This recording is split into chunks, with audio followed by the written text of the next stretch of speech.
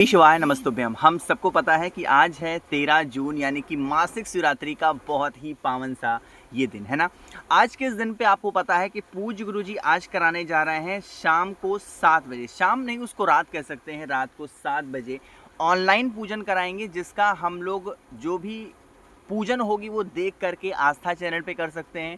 पूज्य गुरुजी के official YouTube Facebook channel से भी हम लोग वहाँ पर पूजन कर सकते हैं। अब बारी आती है कि भैया जो पूजन हम करेंगे वो हस्बैंड और वाइफ के लिए हमने सुना है कि अलग अलग पूजा विधि होती है, या जो लोग मैरिड हैं उनके लिए अलग पूजा विधि होती है, जो अनमैरिड हैं मतलब जिनकी शादियां नहीं हुई हैं उनके लिए अलग पूजा विधि होती है। इसी की बात हम लोग करेंगे। साथ ही साथ मेरी बहुत सारी बहनों ने कहा कि व्रत रहना है या नहीं रहना है, इसके बारे में बात करेंगे।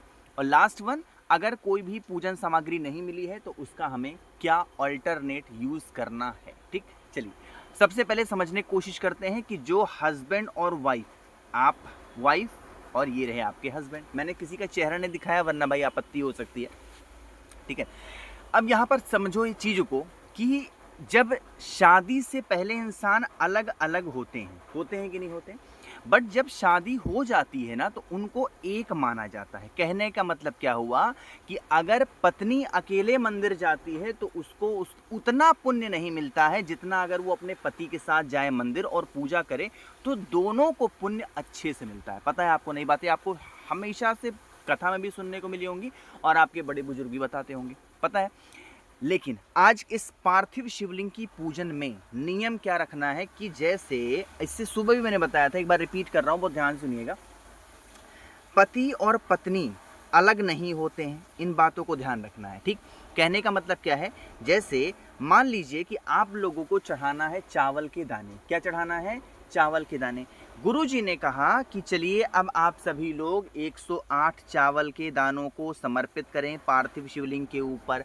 अब अगर पति और पत्नी दोनों साथ में बैठ करके पूजन कर रहे हैं तो आप लोगों को अलग अलग नहीं चढ़ाना है। कहने का मतलब क्या है, या तो पति अपने हाथों में 108 चावल का दाना ले ले, या तो पत्नी ही अपने हाथों में 108 चावल का दाना ले ले और उसको समर्पित कर देना है। ठीक, लेकिन जो भी समर्पित करेगा, जैसे पति समर्पित करे तो अपने दाहिने हाथ से पति के हाथों को स्पर्श कर देना है और चढ़ा देना है। अगर पत्नी चढ़ा रही है तो हस्बैंड को अपनी पत्नी का दाहिना हाथ स्पर्श करके और समर्पित करा देना है। यह एक तरीका होता है, यह एक नियम होता है। जब भी कोई भी शादीशुदा या मैरिड पीपल अगर कोई भी प्रकार की पूजन विधान करते हैं तो ये प्रकार का नियम होता है। ये तो बात हो गई है पति और पत्नी की। ठीक, अब यहाँ पर भी बात कर लेते हैं भैया जिनकी शादी नहीं हुई है, जो हमारे घर के बच्चे हैं, वो हम लोग कैसे पूजन करेंगे। उससे पहले बताना चाहता हूँ, अगर आप शादीशुदा हैं मेरी बहनें, मैं यहाँ कपड़ों पर कोई टीका टिप्पणी नहीं कर रहा हूँ, ना मेरा कोई अधिकार है आपके घर में घर वालों को बोलने की, ना तो आपको बोलने की। लेकिन एक मैं आपको हाथ जोड़ के विनती करता हूँ, अगर आप शादीशुदा हैं तो कम से कम जब पूजन करो अपने पति के साथ बैठ के, तो एक परिधान है वो है साड़ी। साड़ी पहन करके पूजन करो, उसका एक अलग महत्व होता है, उससे एक अलग धारणा बनती है और मन भी बहुत अच्छा होता है। ठीक, अगर आपकी शादी नहीं, देखो पहनने को आप सूट भी पहन लो तो कोई दोष नहीं, भगवान नाराज नहीं हो जाएंगे, लेकिन हर एक चीज़ों का, जैसे भोजन आप करते हो, खाना खाते हो, कैसे खाते हो? अपने दाहिने हाथ से उठाते हो, खाना खाते हो। पेट तो दाहिने हाथ से उठा के खाओगे तो भी भरेगा, और दोनों हाथों से उठा करके दोनों हाथों से मुंह में भर लोगे तो भी पेट भरेगा। लेकिन दोनों के भोजन करने में परिवर्तन है, दोनों के भोजन करने का नियम अलग है, विधान अलग है ना। दोनों हाथों से भोजन करोगे ऐसे जानवर खाते हैं, वो भर लिया मुंह में, लेकिन इंसानों के तरीके से दाहिने हाथ से प्रेम से खाओगे, अलग नियम होता है। तो मैं यहाँ कपड़ों पे नहीं कुछ टिप्पणी कर रहा हूँ, आप कुछ भी पहन सकते हो जो आपके घर में परिधान चलते हो, भाई आप लोग का अपना निजी जीवन है, इस पर मेरी कोई टिप्पणी नहीं है। बट आप मुझे अपना बड़ा भाई, छोटा भाई, जो भी मानते हो, दोस्त, आप मेरी बात समझो। अगर आप शादीशुदा हो, प्लीज़ कम से कम 1 दिन 2 दिन साड़ी पहन लिया करो अपने हस्बैंड के साथ बैठ करके पूजन करते टाइम। ठीक, सेम प्रोसेस फॉलो होता है हस्बैंड के लिए भी। हस्बैंड भी क्या करते हैं, बहुत सारे लोग खाली बनियान पहन के बैठ जाएंगे, छोटा सा कच्छा पहन लेंगे, नहीं आराम से पूजा करनी है, मन पवित्र होना चाहिए। आजकल तो पुरुषों का दिमाग यहाँ तक चलता है, मन पवित्र होना चाहिए, ये सबसे कुछ नहीं होता है। कुछ नहीं होता है तो फिर कुछ भी मत पहनो, ठीक है, ऐसा नहीं। अच्छे से आप भी कुर्ता पहन लो, कुर्ता नहीं पहन सकते तो हल्का सा गमछा डाल लो, सर पे डाल लो, अपने कंधों पे रख लो, है ना। इस प्रकार से नियम फॉलो करके तब आपको पूजन करने बैठना है। अब एक और बातें आपको बताना चाहता हूँ, जो एक सबसे बड़ी बात है कि भैया हमारे घर में जैसे 2 परिवार हैं, जैसे आज के टाइम पे जॉइंट फैमिली बहुत कम होती है ना, तो जैसे मान लो कि घर में 3 भाई हैं, ठीक, और तीनों भाई अलग अलग भोजन पकाते हैं, ठीक, अलग अलग भोजन, मतलब घर, कहने का मतलब है घर में जितने चूल्हे जलते हैं उतने पार्थिव शिवलिंग का निर्माण करना है। जैसे 3 भाई हैं, अलग अलग एक ही घर में रह रहे हो, तो आपको अपना अलग अलग पार्थिव शिवलिंग का निर्माण करके और फिर पूजन करनी है। बहुत विषम परिस्थिति हो, नहीं कर सकते हो, तो एक दूसरे में मिलजुल करके पूजा कर सकते हो, उसका भी समान पुण्य आपको मिलेगा, उसमें कोई दोष नहीं है। लेकिन अगर आप भोजन अलग बना के खा रहे हो तो पूजा भी आपको क्या करनी है, अपना अलग पार्थिव शिवलिंग बना करके और अपने परिवार के साथ पूजन, भले ही एक ही कमरे में बैठ करके पूजन करो, मेरी बात समझ रहे हो, एक ही कमरे में बैठ करके पूजन करो, लेकिन पूजन अलग अलग सामान से होना चाहिए। बातें क्लियर है?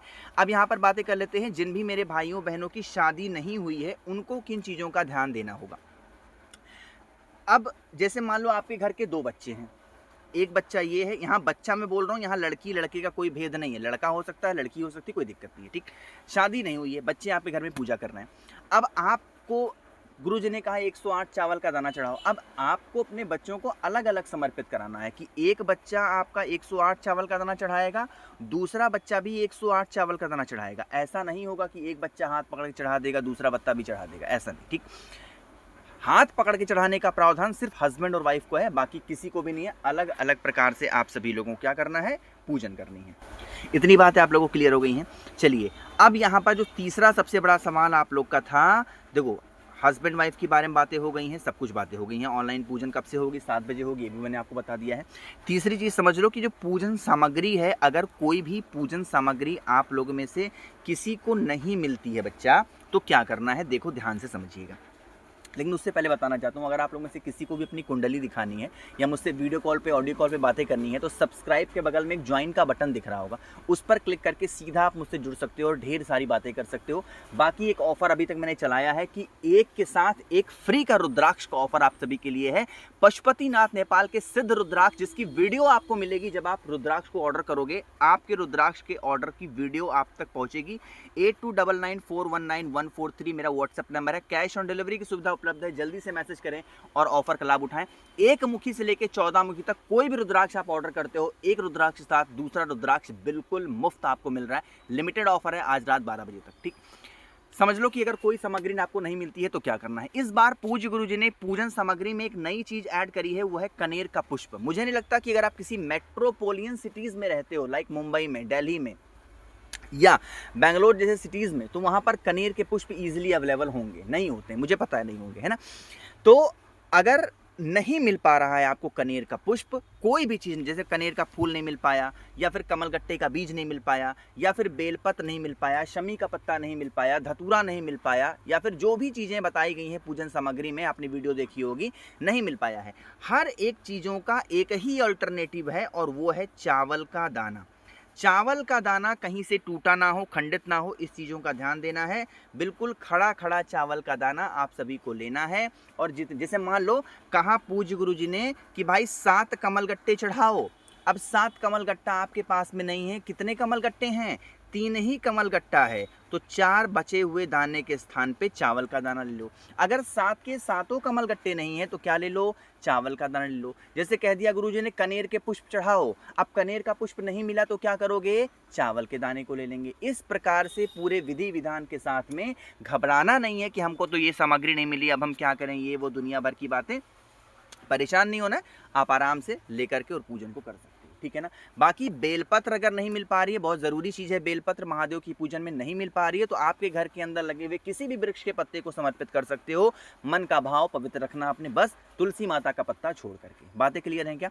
बाकी जितनी चीज़ें मुझे पता थी मैंने आप सभी को समझाई हैं। बार बार रिपीट कर रहा हूँ, कोई बातें क्लियर नहीं है, समझ में नहीं आई है, व्हाट्सएप नंबर नोट कर लो, 8299419143, सीधा मुझसे जुड़ सकते हो। रुद्राक्ष मंगाना रुद्राक्ष मंगाओ, कुछ पूछना है पूछ सकते हो, या फिर नीचे ज्वाइन के बटन पे क्लिक करके वीडियो कॉल पे बातें कर सकते हो, ठीक है ना।